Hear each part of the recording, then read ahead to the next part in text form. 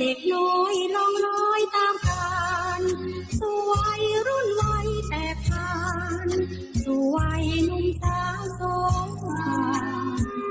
เข้าวัยการงานการพันสู่วัยวิวา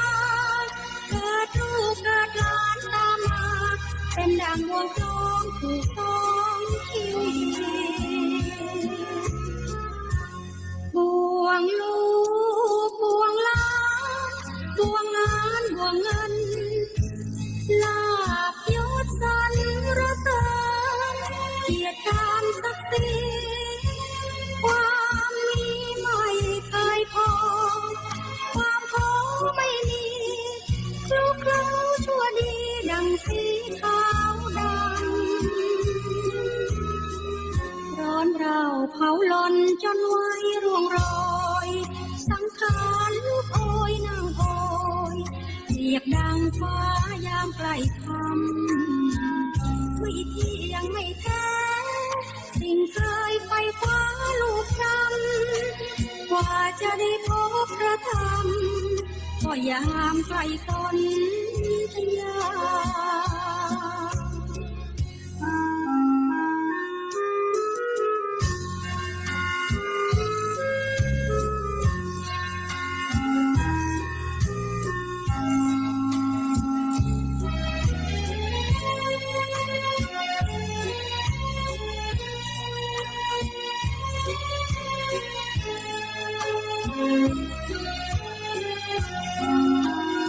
ณวาระโอกาสบัดนี้ข้าพเจ้าขอนอบน้อมคารวะแด่คุณพระรัตนตรัยคุณพระธรรมวินัยของพระพุทธเจ้าทั้ง84,000พระธรรมขันธ์คุณพระอรหันตเจ้าทุกๆพระองค์ผู้ทรงฤทธิ์ทรงเดชทรงเหตุทรงผลทรงเมตตาบารมีทรงไว้ซึ่งคุณงามความดีบริสุทธิคุณอันล้ำเลิศอันประเสริฐด้วยอริยคุณอันเป็นเนื้อนาบุญแห่งมวลหมู่เวนยสัตว์ทั้งหลายทุกทวนหน้าในวาระโอกาสนี้ตัวกับผมขอนอบน้อมคารวะแด่พระคุณแห่งพ่อแม่ครูบาอาจารย์พระบุรพาจารย์ผู้ประเสริฐเลิศด้วยบุญคุณคือพระเดชพระคุณหลวงพ่อใหญ่วัดปิโสภารามท่านเจ้าคุณพระราชปริยยากรและขออนุโมทนาอนุญาตจากท่านพระครูวิวิตรอรัญธรรมเจ้าอาวาสวัดป่าธรรมวิเวกบ้านดอนหอตำบลข้าวสารอำเภอบ้านผือจังหวัดอุดรราชธานีและขอโอกาสอนุญาตต่อหมู่คณะพระสงฆ์ครูบาอาจารย์เจ้าทั้งหลายที่มารวมกันอยู่ณสถานที่แห่งนี้อันมีคณะครูบาอาจารย์พระอาจารย์กรรมอาจารย์ปกกรรมและคณะท่านผู้เข้ามาอยู่ประพฤติวุฒานวิธีประกอบคุณงามความดีถือข้อวัดข้อปฏิบัติพัฒนาจิตใจกายวาจาของตนและบุคคลทั้งหลายอันมีคณะผ้าขาวแม่ชีผู้ใจดีใจประเสริฐใจล้ำเลิศด้วยศีลด้วยธรรมด้วยเจตนาศรัทธาเริ่มใสใจบุญได้เข้ามาค้ำจูนพระพุทธศาสนารักษาจริตที่ครองทำนองประเพณีสันติวัฒนธรรมอันประเสริฐในพระธรรมวินัยของพระศาสดาองค์พระสัมมาสัมพุทธเจ้าในวันนี้หมู่คณะพระสงฆ์ครูบาอาจารย์พุทธบริษัททั้งสี่ผ้าขาวแม่ชีทั้งปวงได้มารวมกันอยู่ณสถานที่ที่วัดป่าธรรมวิเวกเป็นสถานที่ที่ประพฤติธรรมปฏิบัติธรรมบำเพ็ญเพียรเรียนพระกรรมฐานสร้างผลงานอันดีสร้างบุญบารมีให้เกิดบำเพ็ญสิ่งที่ประเสริฐให้เกิดมีในกายในใจ ในส่วนนี้และส่วนรวมนั้นก็คือเรียกว่าเรามารวมกันให้เป็นผูกแผ่นแน่นหนาถาวรในพระธรรมคำสั่งสอนของพุทธเจ้ามารวมกันเป็นผู้ผนึกกำลังอันสำคัญในทางพระพุทธศาสนามารวมกันเพื่อให้เป็นกิริยาการภาพพจน์บทบาทในส่วนที่เป็นส่วนรวมส่วนสังคมส่วนภายนอกบ่งบอกออกถึงซึ่งความสามัคคีดีงามมีน้ำใจไหลหลั่งเข้ามาสู่สถานที่ที่ท่านพระครูวิวิตรอรัญญธรรมเพิ่นได้กระทำบำเพ็ญไว้นานับประการทั้งส่วนที่เป็นศาสนสถานวัตถุเสนาสนะพร้อมทั้งป่าดงพงดอนในสถานที่แห่งนี้ตลอดทั้งที่อยู่อาศัยเรียกว่าเสนาสนะพร้อมทั้งปัจจัยทั้งสี่นานับประการท่านได้กระทำบำเพ็ญไว้อย่างดีสถานที่ประกอบกิจการงานบุญกุศลคุณงามความดีสถานที่ที่ไหว้พระสวดมนต์เดินโยมกรมนั่งสมาธิทำวิปัสสนาภาวนากรรมฐานท่านได้ใช้สติใช้ปัญญาใช้วิชาความรู้ความสามารถบทบาทนานับประการทั้งส่วนกำลังกายกำลังใจกำลังสติปัญญาวิชาความรู้ที่ไม่อยู่ในตัวในตนในสมองในใจทุ่มเทอุทิศต่อพระพุทธศาสนาและอุทิศต่อมวลหมู่มหาชนคนทั้งปวงตลอดทั้งคณะพระสงฆ์องค์เจ้าได้มารวมกันณสถานที่แห่งนี้มาจากหลายถิ่นหลายที่หลายพี่หลายน้องหลายพ่อพ้องหลายท่านหลายคนแต่ละท่านแต่ละรูปแต่ละนามมาจากหลายตำบลหลายอำเภอหลายจังหวัดหลายภาคแต่ก็มารวมกันอยู่ณสถานที่สถานปฏิบัติธรรมบำเพ็ญเพียรเรียนพระกรรมฐานมาสร้างผลงานอันดีมาทำความสามัคคีดีงามทั้งกายทั้งวาจาทั้งใจทั้งการประพฤติปฏิบัติข้อวัดกิจวัตรอันใดๆที่ท่านพระครูท่านได้ตั้งไว้แล้วหมู่คณะครูบาอาจารย์ที่มาจากทางวัดเก่าบ่อลูกศิษย์ลูกหาลูกพระลูกสงฆ์ของหลวงพ่อท่านพระครูภาวนาจิตจธรหลวงตาวัดเก่าท่านก็ได้ส่งบรรดาคณะครูบาอาจารย์ท่านพระอาจารย์มหาหรือครูบาอาจารย์ท่านพระอาจารย์สมุทัยหมู่คณะพระสงฆ์มารวมกันดูณสถานที่แห่งนี้เพื่อเพิ่มเติมเสริมกำลังหนุนจูนกำลังใจให้แก่ท่านพระครูบุญเลิศหรือท่านพระครูวิวิตรอรัญญธรรมดังนี้เป็นต้นมาแต่ละท่านแต่ละคนมาด้วยเจตนาศรัทธาน้ำใสใจบุญมาแล้วจากถิ่นที่ใดๆก็แล้วแต่เมื่อมาสู่อยู่ณสถานที่ที่ปฏิบัติธรรมบำเพ็ญคุณงามความดีท่านเหล่านี้ก็มีจิตสำนึกรู้สึกคึงถึงคุณพระพุทธเจ้าพระธรรมและพระอริยสงฆ์จิตใจจำนงมุ่งหมายถวายเป็นพุทธบูชาธรรมบูชาสังฆบูชาอาจาริยบูชาปฏิบูชาน้อมใจบูชาคุณพระรัตนตรัยคุณพ่อแม่ครูบาอาจารย์ด้วยการทำความเข้าใจมาบำเพ็ญคุณงามความดีมาสร้างบุญบารมีทำความดีให้เกิดบำเพ็ญสิ่งที่ประเสริฐให้เกิดมีในจิตในใจในอารมณ์อย่างนี้เป็นต้นแต่ละท่านแต่ละคนก็มีความมุ่งมั่นมุ่งหมายปรารถนาอยากได้ศีลอยากได้ธรรมอยากได้บุญอยากได้กุศลอยากได้มรรคผลพระนิพพานอยากมีความสุขเกษมสำราญเบิกบานใจเบิกบานจิตชิดชอบประกอบแล้ว ด้วยเจตนาศรัทธามาเป็นพี่เป็นน้องเป็นพ่อพ้องญาติมิตรญาติธรรมอาศัยพระธรรมคำสั่งสอนพระธรรมวินัยของพระพุทธเจ้า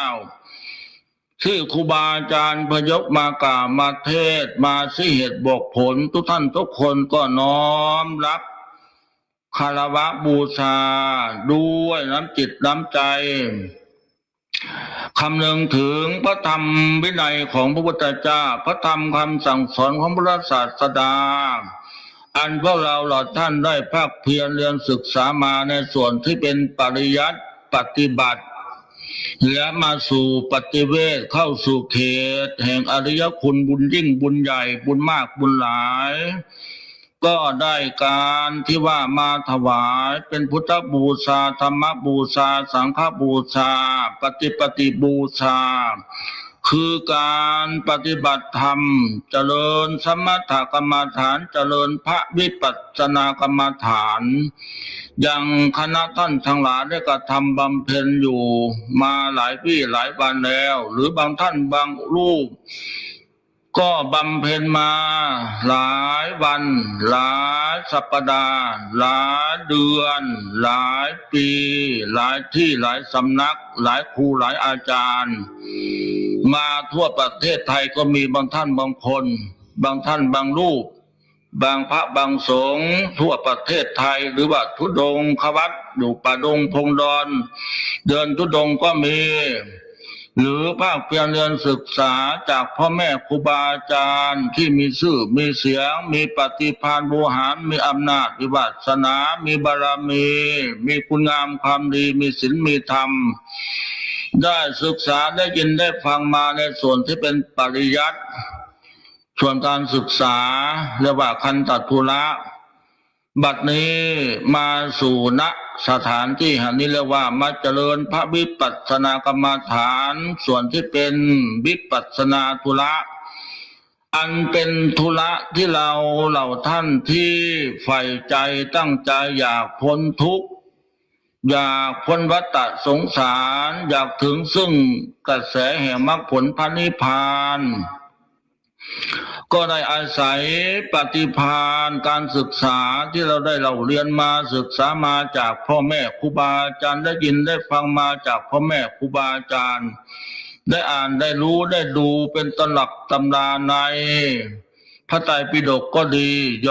ยกออกมาภาวนาปฏิบัติพัฒนาจิตใจกายวาจาของตนเราเหล่าท่านทุกคนมีความมุ่งมั่นมุ่งหมายดังนี้ในการประพฤติปฏิบัติในการภาคเพียรศึกษาในการภาวนาปฏิบัติอันบรรดาครูบาอาจารย์เจ้าเราใดหากว่าท่านผู้ใดได้รู้ได้เข้าใจได้รู้ได้ศึกษาได้ปฏิบัติมามานานรู้วิธีแก้วิธีไขวิธีเอาชนะใจเอาชนะกิเลสของตนก็สาธุขออนุโมทนาสาธุการด้วยแต่มาสู่ณสถานที่แห่งนี้หรือแห่งใดก็มาช่วยเกื้อกูลหนุนผู้ที่ยังศึกษาใหม่หรือยังไม่เข้าใจในการภาคเพียรเรียนภาวนาปฏิบัติมาช่วยอุ้มชูมาช่วยเกื้อหนุนเป็นแบบอย่างเป็นตัวอย่างเป็นเยี่ยมอย่างเป็นตัวอย่างในทางที่ดีที่งามเช่นว่ามานำพาเดินจงกรมกำหนดในการเดินจงกรมมาพานั่งทำสมาธิภาวนาพากำหนดบทพระกรรมฐานในรูปร่างสังขารอันกว้างศอกยาวาหนาคืบนี้บางท่านบางรูปผู้บวชใหม่ผู้ศึกษาใหม่ยังไม่เข้าใจก็ได้อาศัย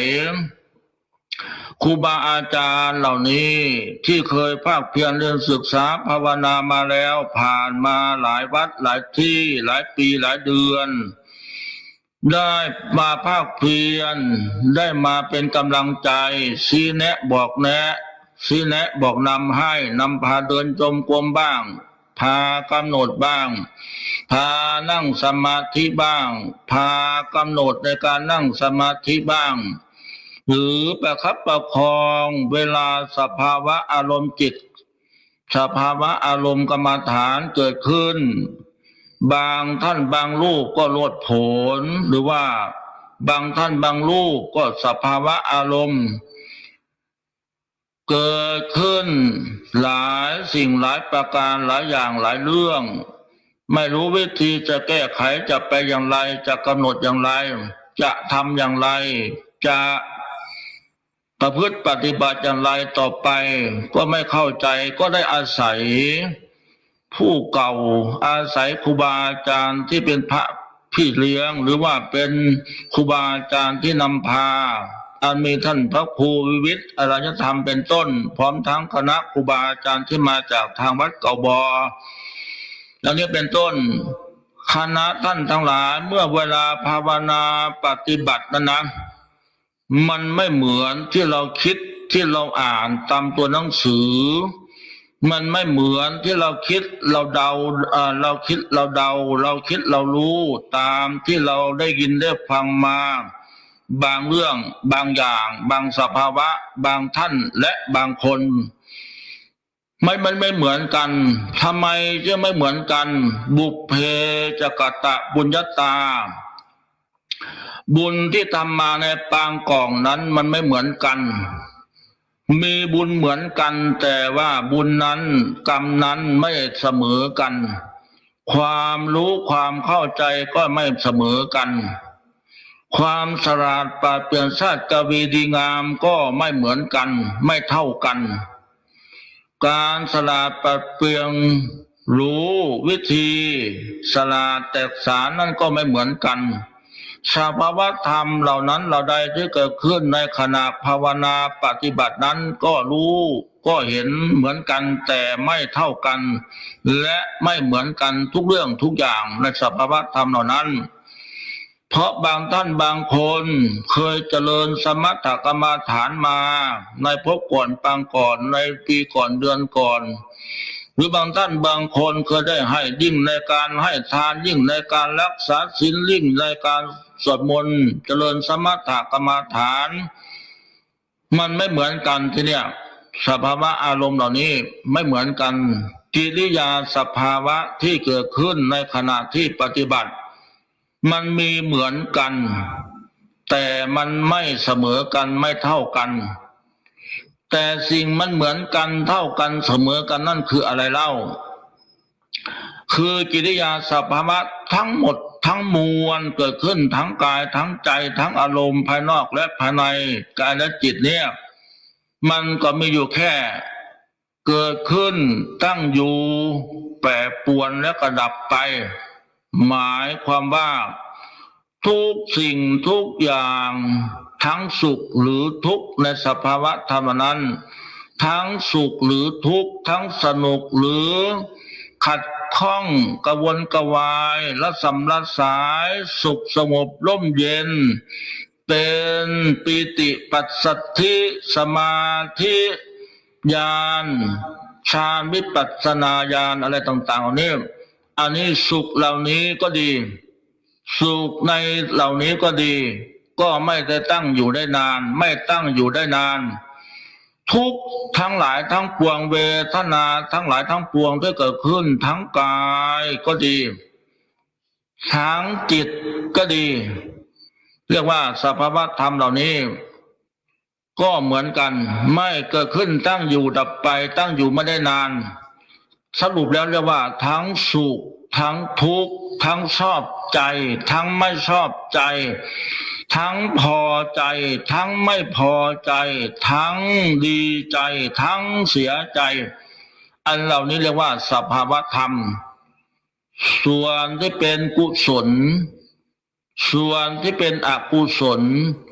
รวมลงแล้วเรียกว่าตั้งอยู่ไม่ได้นานสักสิ่งสักอย่างสักอันทั้งกายทั้งจิตทั้งรูปธาตุนามธรรมที่เกิดขึ้นนะ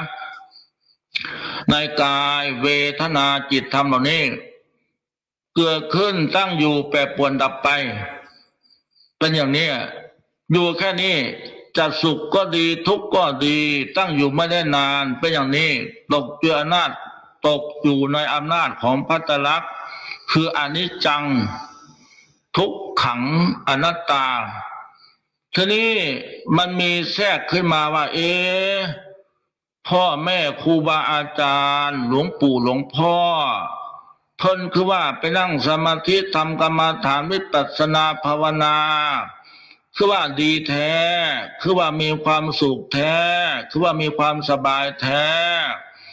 คือว่ามีความหมดจดงดงามพ้นจากเวรจากกรรมจากเวรจากภัยจากบาปจากกรรมแท้ได้ยินมาว่าอย่างนั้นทีนี้ผู้ใหม่ผู้ไม่ได้ศึกษาให้เข้าใจอย่างถี่ถ้วนท่องแท้ก็ไปติดอยู่คำนั้นถือเอาคำนั้นสำคัญอยู่ในคำนั้นสำหรับบางท่านบางรูปนะก็ไปนั่งสมาธิภาวนาแค่ชั่วโมงแค่วันหนึ่ง2 วันก็โอ้ยคะเนี่ยเวทนามันเกิดทั้งกายเวทนากายเวทนาจิตเวทนานอกเวทนาในเวทนากายเวทนาจิตเวทนาในความคิดปรุงแต่งสารพัดมันจรขึ้นมาเห็นขึ้นมาให้ก็ไปสงสัยแล้วว่าทำไมเนาะเพิ่นบอกว่ามานั่งสมาธิทำกรรมฐานเข้าอยู่ปริวาสกรรมทำไปแล้วได้บุญมากสงบมากเย็นมากสบายมากดีมากหมดเวรหมดกรรมหมดทุกข์หมดโศกหมดโรคหมดภัยหมดกิเลสอวิชชาตัณหาเสลียดจันไรดับไปสิ้นไปเหมือนเราสวดมนต์นะเหมือนเราที่เราบทสวดนะบางคนไปติดอยู่ตรงนั้นเพราะศึกษาไม่ได้ละเอียดละออได้ยินมาอย่างนั้นก็มาสงสัยมัวแต่นั่งสงสัยค่ะเนี่ยสงสัยนั่นแหละขัดข้องขัดใจนั่นแหละ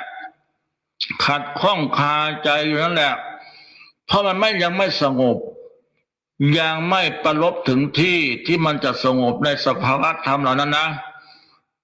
ก็มานั่งสงสัยอะไรอาวรณ์อยู่ว่ากูถูกหลอกแน่ๆถูกยังพอนั่นอาจารย์นี่หลอกมาให้มานั่งสมาธิกรรมฐานนั่นพระผู้วิเวทตื่นแต่เช้าลุกแต่เด็กเดินจงกรมก็หนออยู่ขวาอย่างหนอซ้ายอย่างหนออยากนั่งก็บ่ได้นั่งย่ำนั่งอยากยืนก็บ่ได้ยืนอยากเดินก็บ่ได้เดินน้ำเดินอยากนั่งก็บ่ได้นั่งอยากพักก็บ่ได้พักโอ้ยถูกหลอกก็คักบาดนี่ว่าอันนี้เป็นอย่างนี้ปรุงแต่งไปที่จริงแล้วน่ะมันเกิดให้รู้เกิดให้ดูให้เราได้ศึกษาให้เราได้เห็นคำว่ากายเวทนาจิตธรรมนี้กายก็คือรูปร่างสังขารที่เรามองเห็นเนี่ยธาตุทั้ง4ขันธ์ทั้ง5อาการ32อายตนะภายนอกและภายในกายและจิตรวมได้แล้วว่าธาตุทั้ง4ขันธ์นั้นเรียกว่ารูปธาตุอันนี้นะนามธรรมเนี่ยนะนามธรรมเป็นความรู้สึกทั้งหมดทั้งมวลที่เกิดขึ้นไม่มีตัวไม่มีตนความรู้สึกว่าสุขทุกข์สงบปรุงแต่งเสียบแทงกระวนกระวายอึดอัดหงุดหงิดขัดข้องโมโหใจร้อนใจดีใจเย็นใจเป็นเทวดาใจเป็นพระใจเป็นธรรมใจเป็นผีเป็นมารเป็นยักษ์เป็นเปรตเป็นสัตว์นรกสัตว์เดรัจฉานอันนี้นะมันเป็นความรู้สึกขึ้นมานะจะให้ก็เป็นผีใจดีก็เป็นพระเป็นเทวดาใจโหดให้เป็นปอบเป็นกะเนี่ยมันก็เป็นอย่างเนี้ยอันนี้เป็นความรู้สึกว่าปรากฏว่าสุขทุกข์สบายสงบเนี่ยอันนี้เรียกว่านามธรรมอันนี้ขอทำความเข้าใจนิดหนึ่งจะได้เข้าใจเวลาปฏิบัตินะมันเกิดขึ้นตัวเนี่ยมันเกิดขึ้นก็ไม่ชอบใจละที่มันไม่สงบนั่งแล้วปวดขานั่งแล้วมันคิดนั่งแล้วมันปรุงแต่งนั่งแล้วมันเจ็บแทงนั่งแล้วมันกระวนกระวายมันนั่งแล้วมันเจ็บท้องปวดหลังเจ็บหลังปวดท้องเจ็บหัวปวดตาสารพัดล่ะบางท่านบางคนนะบางท่านบางคน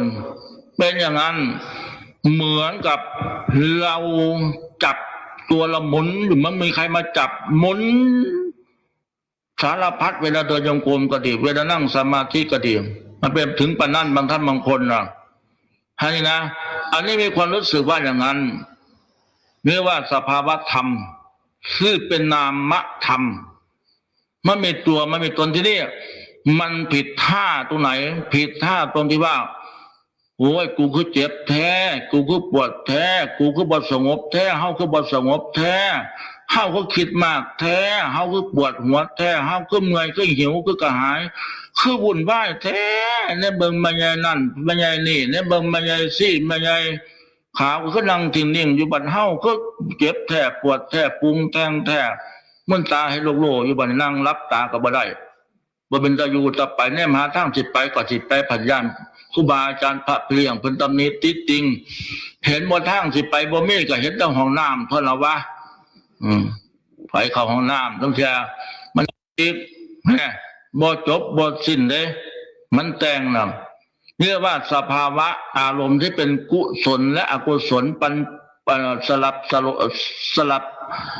ลับกับกรอบอย่างเนี้ยทีนี้ทำอย่างไรนะทำนี่ตัวนี้สำคัญนะตัวนี้นะฟังให้ดี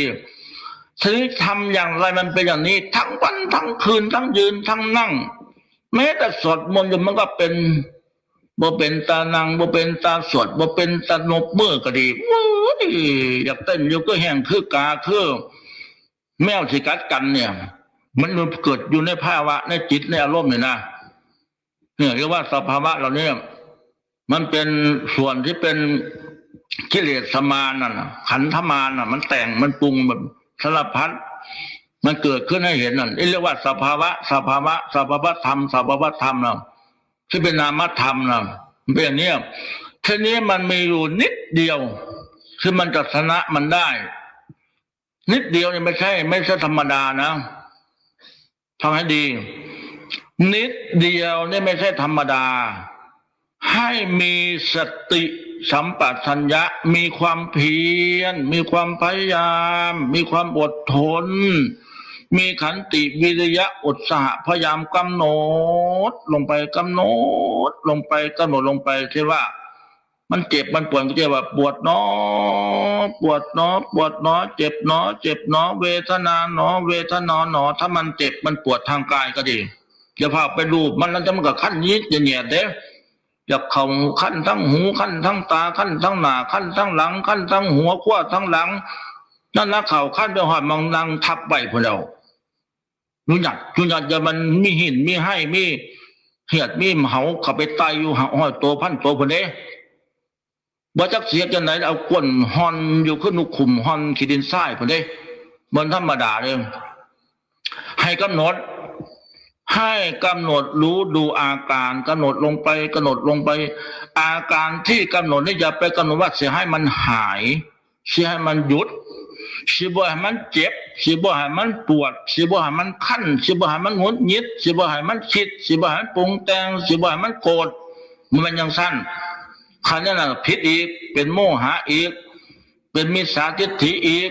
บ่ได้บ่แม่นกุศลธรรมเป็นอธรรมกำหนดรู้ดูตามอาการของเขาที่ปรากฏเกิดขึ้นในกายนี้เกิดขึ้นในจิตนี้ในสภาวะธรรมเหล่านี้เกิดขึ้นในรูปธาตุทั้งหมดในรูปธาตุทั้งหมดในกายเขาเนี่ยตั้งแต่หัวถึงปลายตีนตั้งแต่ตีนถึงปลายผมเนี่ยรูปธาตุนามธรรมนามธรรมก็คือสภาวะที่มันปรากฏรู้สึกว่าเนี่ยกำหนดลงทีกำหนดถ้ามันคิดก็ว่าคิดหนอขณะที่ว่าคิดหนออย่าไปคิดว่าจะกำหนดให้มันเศร้าเลยให้กำหนดรู้ดูลงไปอาการเที่ยวเผาปรากฏขึ้นทางจิตนี่นะกำหนดลงไปให้หู้ว่าเจ้าของกำหนดให้หู้ว่าเจ้าของกำหนดว่าคิดหนอหรือว่าทุกข์หนอหรือว่าพุ่งซ่านหนอหรือว่ารู้หนอหรือว่าโกรธหนอหงุดหงิดหนออึดอัดหนอขัดข้องหนอกระวนกระวายหนอเจ็บหนอปวดหนอเวทนาหนอให้หู้มีสติตามลงไปในจุดที่เขากำหนดเด้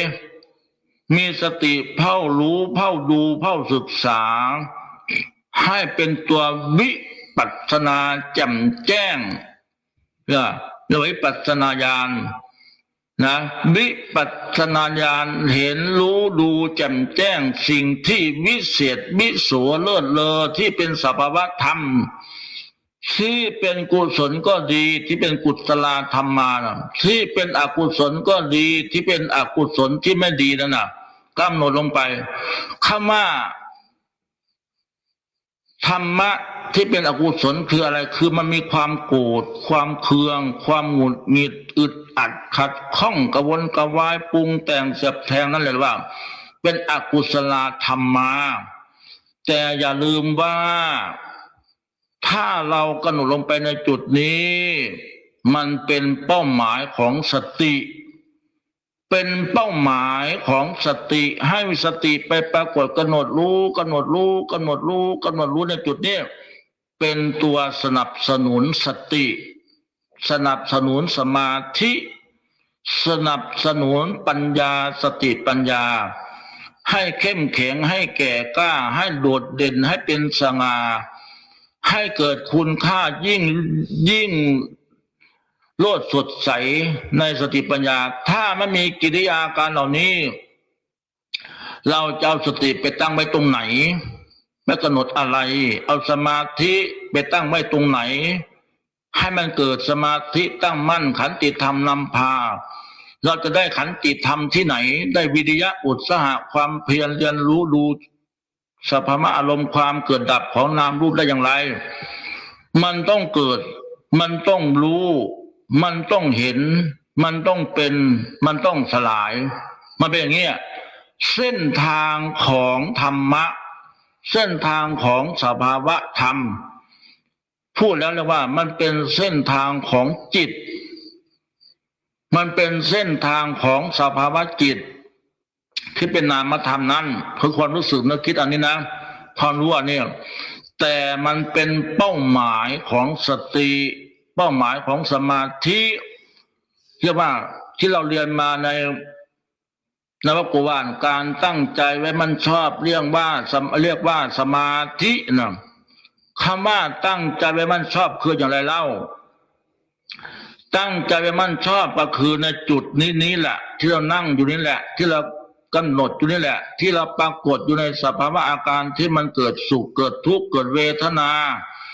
เกิดสุขเกิดเบาเกิดเย็นเกิดสงบเกิดปรุงแต่งนี่แหละเอาความรู้สึกไปกำหนดรู้ตั้งใจไว้จุดนี้กำหนดรู้สังเกตรู้ดูอาการที่เขาปรากฏจะสุขหรือทุกข์ชอบใจไม่ชอบใจก็แล้วแต่ละอันนั้นเป็นเรื่องของเส้นทางของธรรมะสภาวะจิตนามธรรมแต่ผู้ปฏิบัติธรรมกรรมฐานนั้นอย่าลืมประเด็นที่ว่ากำหนดรู้ทุกอย่างวางทุกเรื่องอย่าไปขุ่นเคืองอย่าไปเปลียงเวลาคอยหาให้มันสงบให้มันดีให้มันเลิศให้มันประเสริฐรู้นั่นเห็นนี่รู้นี่เห็นนั่นเป็นนี่ไม่ใช่เสียเวลาเปล่าๆอันนั้นเป็นผลพลอยได้นะเรียกว่าอานิสงส์ผลพลอยได้จากการที่เราตั้งใจกำหนดบทพระกรรมฐานในสภาวะธรรมเหล่านี้เนี่ยสำหรับผู้ที่ปฏิบัติใหม่หรือเคยได้บ้างจะไม่ได้เคยได้ยินได้พังคงจะสับสนเพราะว่าไม่รู้ก็ไม่เป็นไรกำหนดรู้ได้ยินหนอได้ยินหนอได้ยินหนอได้ยินหนอได้ยินหนอรู้หนอไปเรื่อยๆก็เป็นธรรมเป็นกุศลเป็นศีลเป็นสมาธิเป็นสติเป็นปัญญาเหมือนเดิมเหมือนกันนะขอให้กำหนดรู้รวมได้ระหว่างน้อยนิดหนึ่งนี่คือกำหนดรู้เท่านี้แหละกำหนดรู้เขาจะเกิดเขาจะปรุงเขาจะแต่งเขาจะนิ่งเขาจะไหวเขาจะเป็นอีท่าไหนอย่างไรอย่าไปวิ่งตามเขาอารมณ์นะสภาวะนั้นให้เป็นผู้มีสติสัมปชัญญะเพ่งพินิจพิจารณาศึกษารู้กำหนดรู้ตามอาการสภาวะธรรมนั้นที่เกิดขึ้นตั้งอยู่และแปรปรวนดับไปมันเป็นอยู่แค่นี้ส่วนที่ได้สงบนิ่งเย็นสบายสงบวิเวกปรากฏขึ้นในจิตในอารมณ์ของเรานั้นน่ะ มันเป็นอานิสงส์ผลพลอยได้จากการที่เรารู้จักกำหนดรู้จักทำความเพียรรู้จักอดทนรู้จักรู้การวิธีกำหนดเป็นผลพลอยได้เรียกว่าอานิสงส์เรื่องที่เข้าถึงมรรคถึงผลนิพพานเป็นพระสกิทาอภาเป็นพระโสดาบันสกิทาอนาคามีอรหัตตมรรคอรหัตผลนั้นเป็นผลพลอยได้เป็นอานิสงส์ได้จากการที่เรากำหนดนี้นะ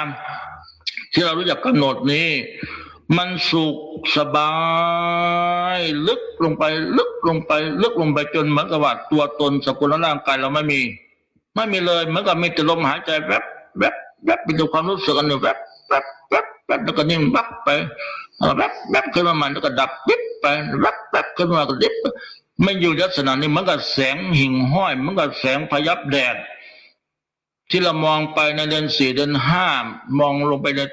มองไปในทุ่งนาโล่งๆกว้างๆมันจะแวบแวบแวบแวบแวบแวบแวบแวบเนี่ยความรู้สึกนะมันจะวางส่วนที่เป็นอัตตาตัวตนมันจะวางในส่วนที่เป็นรูปสังขารรวมมันจะวางส่วนที่เป็นสมมติบัญญัตินี้มันมีแต่ปรมัตถ์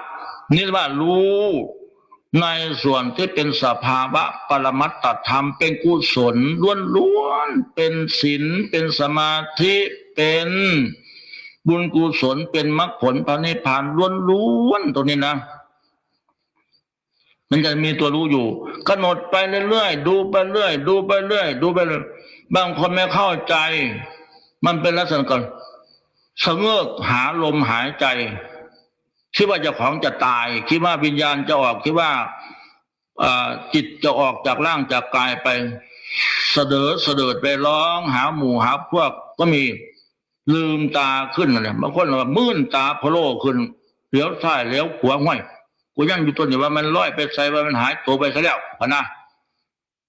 มันไม่ใช่มันเป็นกิริยาสภาวะด้วยอำนาจของศีลกุศลภาวนากุศลด้วยอำนาจของสติสมาธิวิปัสสนาปัญญาญาณมันเป็นความรู้ที่ไม่มีในตำราแต่บอกในตำราบอกว่าอยู่แต่เวลารู้ละเอียดลึกเข้าไปในสภาวะจิตนามธรรมเนี่ยมันไม่เหมือนที่เราอ่านไม่เหมือนที่เราอ่านหลวงปู่นั่นหลวงพ่อนี่หลวงพ่อนั่นหลวงพ่อนี่บางทีมันก็เหมือนอยู่แต่มันไม่ใช่บางทีมันก็ใช่อยู่แต่มันไม่เหมือนแต่มันเป็นปัจจตังแท้ๆเนี่ยว่าสุทธิอสุทธิปัจจตังจะบริสุทธิ์หรือไม่จะบริสุทธิ์หรือไม่บริสุทธิ์นั้นเราเป็นผู้รู้เป็นผู้เห็นตัวเนี้ยในขณะนั้นอันความบริสุทธิ์ล้วนๆนะทำไมจะมีความบริสุทธิ์มันเป็นกุศลธรรมสภาวะอารมณ์จิตของเราตอนนั้นมันเป็นกุศลล้วนๆเลยเป็นบุญเป็นกุศลพอกพูนหนุนไว้ในใจพอกพูนหนุนลงไปในใจเพื่อปูนหนุนสะสมอารมณ์เป็นอินทรีย์บารมีธรรมคะเนี่ยอินทรีย์บารมีธรรมอันนี้เอาไปไหนคะเนี่ยมันได้เอาไปไหนเอาไปจะนำก็มาได้เอาไปซื้อไปขายไปจ่ายไปโฆษณาก็ไม่มีใครต้องการปรารถนากับเราดอกนอกจากพวกเราท่านผู้ต้องการหวังความพ้นทุกข์อยากพ้นทุกข์อยากดับทุกข์ดับวัฏฏะสงสารเท่านั้นคือหมายความว่ามันละเอียดไปตัวเนี้ยนะมันละเอียดไปมันเกื้อกูลหนุนสะสมเป็นอินทรีย์บารมีธรรมมีพลังอันยิ่งใหญ่มั่งหือมาค่ะเนี่ยไม่มีตัวไม่มีตนแต่มีพลังอันยิ่งใหญ่มั่งหือมาเป็นแต่ความรู้สึกละเอียดละออกปณีตสุขุมคำพีรภาคยากที่จะเดายากที่จะเข้าใจถ้าไม่ได้ปฏิบัติพระวิปัสสนากรรมฐานแม้แต่ปฏิบัติอยู่ก็ยังยากอยู่ถ้ายัง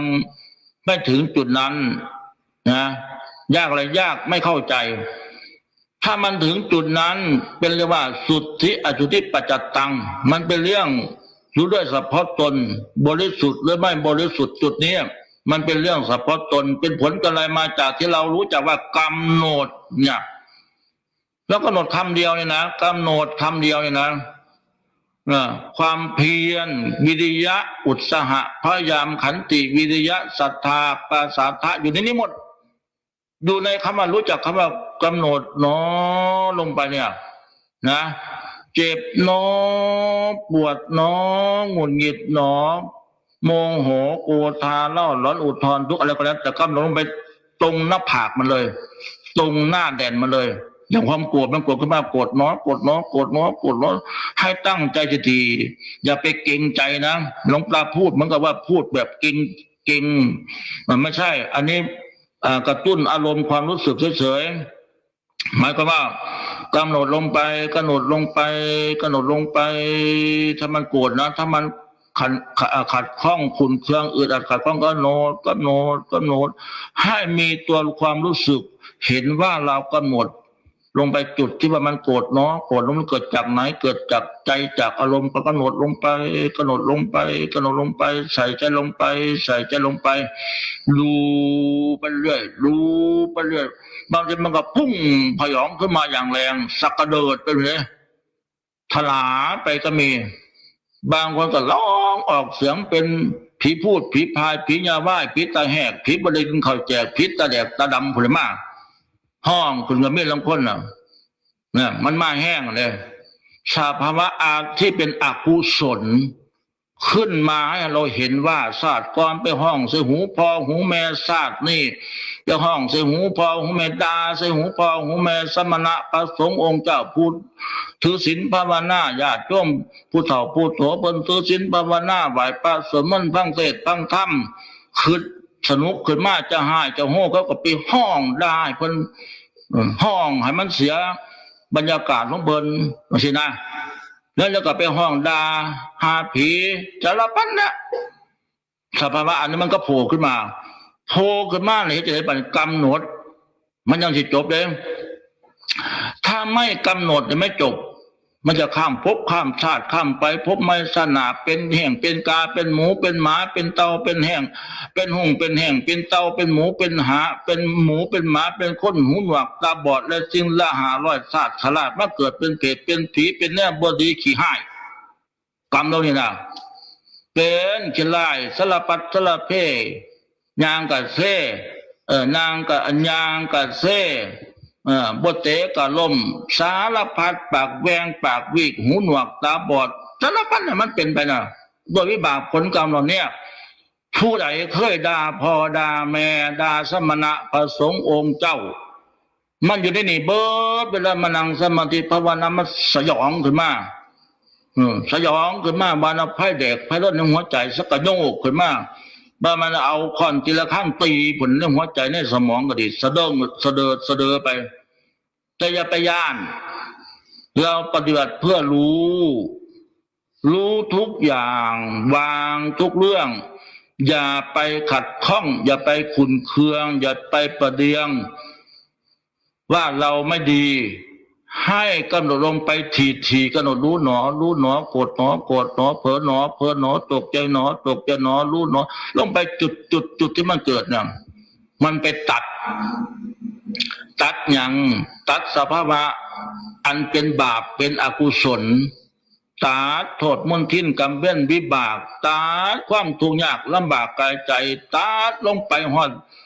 ใส่หอดตอนหอดกิ่งหอดงาหอดก้นบึ้งก้นเบ้าพวกนั้นที่มันสะสมใบในภพก่อนชาติก่อนก็ดีภพนี้ชาตินี้ก็ดีที่มันสะสมบาปที่บดีนั่นน่ะมันขุดไปปานนี้มันจบได้บ้านมันเบามันบางมันเห็นสัตว์ขึ้นมาเห็นสมกำหนดไปเรื่อยเรียกว่าอยากพ้นทุกข์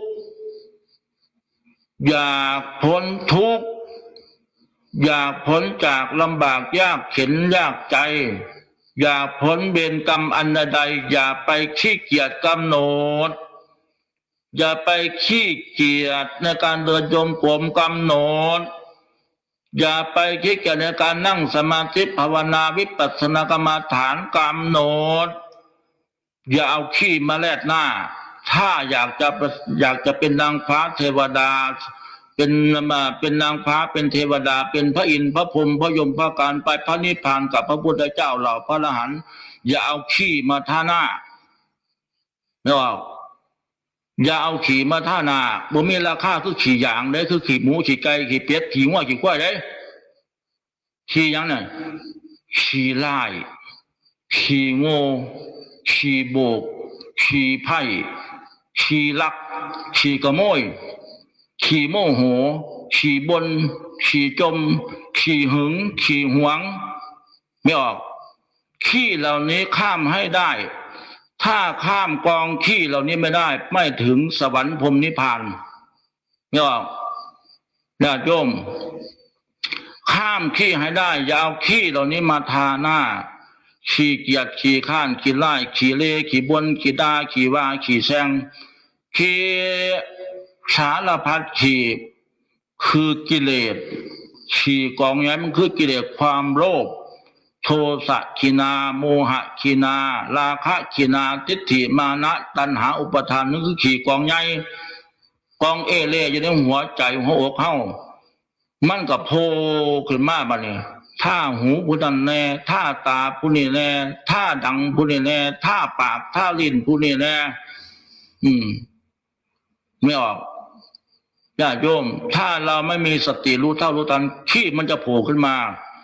ทั้งบ้านทั้งเมืองกับขี้เราขี้ยาขี้โบกขี้ไพ่ขี้ลักขี้กระโมยขี้ป้นขี้จี้สารพัดขี้จัดขี้ข้านขี้สันดานบดีสารพัดขี้ในส่วนที่มันไม่ดีขี้เหล่านี้นะเอาไปเฮ็ดปุ๋ยก็บ่ได้บ่คือขี้ไก่บ่คือขี้งัวบ่คือขี้ควายบ่คือขี้หมูบ่คือขี้ฝุ่นไม่ออกญาติโยมเพราะฉะนั้นเอาออกอย่าไปเอาไว้ถ้าผู้ใดขังไว้ในใจนานๆข้ามกองขี้เหล่านี้ไม่ได้ไม่ถึงซึ่งสวรรค์สมบัติพรหมสมบัติพระนิพพานสมบัติไม่ได้เลยเข้าไม่ถึงเลยไปไม่ได้เลยเพราะนักขี้เอามาท่าหน้าไว้เอามาท่าหูไว้เอามาท่าดังไว้เอามาท่าลิ้นไว้ปากไว้ไม่ออกญาติโยมเพราะฉะนั้นแลบางทีมันไปกองเอเล่อยู่ที่โรงครัวคุณไปกองเอเล่อยู่ที่ห้องหลับห้องนอนคุณโอ้ยไม่กี่ข้านเดี๋ยวนอนมันเนี่ยบ่อยากลงไปอย่างนี้จะละข้างดังงางคล้องดังงึง2 รอบ 3 รอบแล้วยังบิดเดียวขี้เกียจนะบิดขี้เกียจไปเห็นไหมดีบ่ปะนี่มูใบฮอดมูได้ฮอดอาละหังละอิติปิโสละฮอดโดยจงกรมเสียว1 2 รอบแล้วตัวยังบิดขี้เกียจอยู่พุ่นอยู่พุ่นขาดทุนบุญบ่ได้ไหลไปตามขี้มันเนี่ยไม่ออกแต่โยมทั้งหลายเนี่ยเบิ้ลเบาคว่ำเพอเลยเบาคว่ำจริงใครก็เป็นด้วยกันแต่ก่อนนะพระเจ้าน้ำสาดเอาพอจะละมาบอกได้เนี่ยเอาความจริงถึงเวลาตีกงเด็กเป็นห่อนิดน้อยนิดพรลูกกับแม่ตีกงเด็กได้หลับต่อขี้ง่วงขี้เหงาขี้เกียจบิดขี้ย่ำหนาวแห้งคักหลวงปู่มันเอาน้ำลูกกาสาดใส่หัวใส่เปียกมอดยอดไปเลยสักก็เดินขึ้นยังไปบิดต่ออีกบิดขี้เกียจอยู่มองตีกองเด็กพุ่นไม่ออกอันนี้ความจริงมีทุกคนนะแต่พยายามพลิกจากขี้เหล่านี้นะให้มันเป็นปุ๋ยอย่างละปุ๋ยผู้มาปฏิบัติวิปัสสนาภาวนาเนี่ยปุ๋ยให้มันเกิดศีลสมาธิปัญญาก็เอาจากตัวนี้แหละมันขี้เกียจมากก็หนอขี้เกียจน้อขี้เกียจน้อขี้เกียจน้อขี้เกียจลุกขนาดปึ๊ดชนรถไปเลยเสียงข้องดังดนแล้วเสียงข้างดังนั่นแล้วเสียงยาคู่ยาซาท่านพระคู่ครูบาจะเพิ่นอาละหังแล้วฮอดเดินจงกรมแล้วเฮามีสติกำหนดหูรู้เท่าท่านยันมันขึ้นมาให้พ้นจากขี้ให้เป็นปุ๋ยตรงไหนปุ๋ยให้มีความมีสติมีความเพียรมีความพยายามมีความอดทนมีหูโตหูสุขโตนะมานี่มาอย่างมาปฏิบัติศีลปฏิบัติธรรมมาบำเพ็ญศีลบำเพ็ญธรรมบำเพ็ญคุณงามความดีสร้างบุญบารมีให้แก่ตนสร้างกุศลให้แก่กายใจใครจะว่าไปพระสิเฮ็ดให้เจ้าท่านพระครูวิวิตแล้วก็บ่ได้เฮ็ดเพื่อเจ้าได้แล้วแล้วเมตตาปรารถนาดี จะบ่ไปจะบ่มีจะบ่มาจะบ่มีสติปัญญาจะฆ่าตะขี่นี่จะก็จมนี่ละชาติหนาเจ้าสิไปนอนได้บ่ทันบอกมันจังซี่นะมันเป็นในโพขึ้นมาแล้วก็โอ้ยตัวเขาเนี่ยมันหนักได้เป็นตันพุ่นน่ะมันบ่จะลุกนอนลุกขึ้นมาแล้วไปนั่งที่แปลงพันยังหลับผ้าแปลงพันอยู่น่ะนักปานนั้นผู้ใดหาวก๊อกขุนขโมยก๊อกแล้วก็บ่หยุดน่ะบ่พอใจหาวเนี่ยก็ปากขึ้นงุ่มไว้เพื่อให้กำหนดหาวว่าบ่หามบ่กำหนดฮอดจนพุ่นน่ะเรื่องบ่คักกันนะนี่คือจังขี้เกียจขี้ข้านขี้เผลอขี้โง่ขี้เงาขี้เน่าขี้เหม็นโอ้บ่เป็นดาวกองเอเลี่ยนนี่ส่วนบ่ขี้เน่าขี้เหม็นนั่นเรื่องของโทนผุนอันนี้เดินไม่ออกเพราะฉะนั้นญาติโยมท่านทั้งหลายครูบาอาจารย์ทั้งปวงอันนี้เอาความจริงมาพูดให้ฟังว่าที่มันกองเอเล่อยู่ที่นี่ดิเฮาเน่าเฮาเหม็นเฮาเป็นเฮาตายเฮาหลายเฮาซัวเฮาเป็นขี้กลัวท่องแดวเป็นขี้กลัวท่องแดงเป็นข้ามแข็งข้ามกาบเป็นพี่บ้าบ่จักรักษาศีลรักษาธรรมบ่จักบุญจักกุศลจะมาผลปณิพานน้ำเพลินกับพวกขี้โกรธขี้เกียจขี้ข้านขี้ลายขี้เลขี้ปึกเพราะไม่ได้เจริญศีลสมาธิปัญญาไม่ได้เจริญพระวิปัสสนากรรมฐานมันก็เลยเกิดขี้นะขันยันตะปูนั่นก็ไปตีบ่ได้เพราะขี้สนิมกินมันก่อนมันบ่มีพลังบ่มีกำลังบ่มีคุณภาพเล็กก็ว่าขี้สนิมมันกินมันก่อนแล้วก็เอาไปเฮ็ดหยังก็บ่ได้นานเอาขี้ท่าไว้ก็ยังขาดยังก่อนยังกุดยังเหี่ยนยังพังยังเพลงมาเพราะมันไม่ขี้ไปติดขนาดมันไม่จิตวิญญาณเนี่ยนะเห็นไหมว่าขี้สนิมกินเพราะว่าขี้ขมเมาเกาะก็บ่เป็นตะเบิงนะกระจกประตูหน้าต่างถ้าไม่ขี้ขมเมามันไปเกาะก็บ่เป็นตะเบิงบ่สะอาดสันใดใจวาจาของพระเราเนี่ยกายใจของเราเนี่ยถ้าไม่เอาพวกนี้ออกไปบ่เป็นตะเบิงบ่เป็นตะนางใกล้บ่เป็นตะอยู่ใกล้บ่เป็นตะเข่าใกล้เพราะอะไรเพราะขี่มันโผล่มาขี่จมขี่ดาขี่ว่าขี่โกรธขี่โลภขี่หลงขี่โมโหสารพัดแล้วมันไม่ออกไผก็บ่อยากเข้าใกล้ได้แบบเขาหมิ่นขี่เขาขี้เกียจเขาขี้เกียจขี่นักปราชญ์ราชบัณฑิตตัวมีความคิดปราศจากขี่ทั้งปวงเนี่ยเพิ่นบ่เข้าใกล้ได้บ้านพวกเนี่ยป๋าทิมถ้ามันป๋าทิมเพิ่นบอกว่าโอ้ยท่านบักคู่ก็จะมันบ่อยากเว้าน้ำถางกับบ่ปากหันหลังใส่ไปอ่อนหลอดฐานะบ่อยากว่าเจ้าของเอาขี่โพกไว้หลายๆในหน้าก็ดีในตาก็ดีในปากก็ดีในมือก็ดีในตีนก็ดีในกายทั้งหมดก็ดีในใจก็ดีทำบ่คู่บรรยืนน้ำยาดีวิเศษพุทโธธัมโมสังโฆสติปัญญา